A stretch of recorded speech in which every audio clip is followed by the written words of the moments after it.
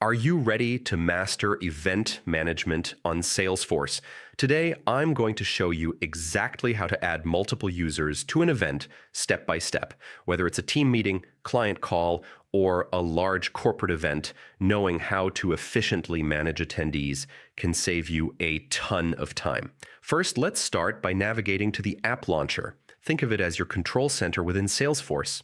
It gives you quick access to all your apps and features. Open the app launcher and search for the area where you want to manage your event, contacts, leads, opportunities, or accounts. Choosing the right place ensures your event is linked to the correct record. Once you're in the right section, open the specific record where the event will take place. This could be a contacts page, a leads profile, or even an ongoing opportunity that requires collaboration.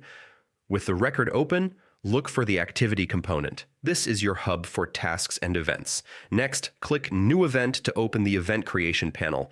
Here's where the magic happens. Start by filling in the essential details: the subject, start and end times, and the location. If there's extra information your attendees need to know, add it in the description or comments section. Now comes the most important part, adding attendees. In the attendee section, you can search for and select multiple users, contacts, or leads who should be part of this event. Make sure to include everyone who needs to be informed, keeping in mind any organizational limits on attendees.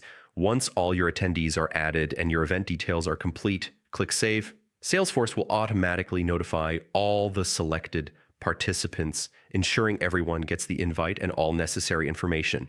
And that's it. You've successfully added multiple users to an event on Salesforce. By following these steps, you can streamline your scheduling process and make sure no one misses an important meeting or event. Thanks for watching, and happy scheduling.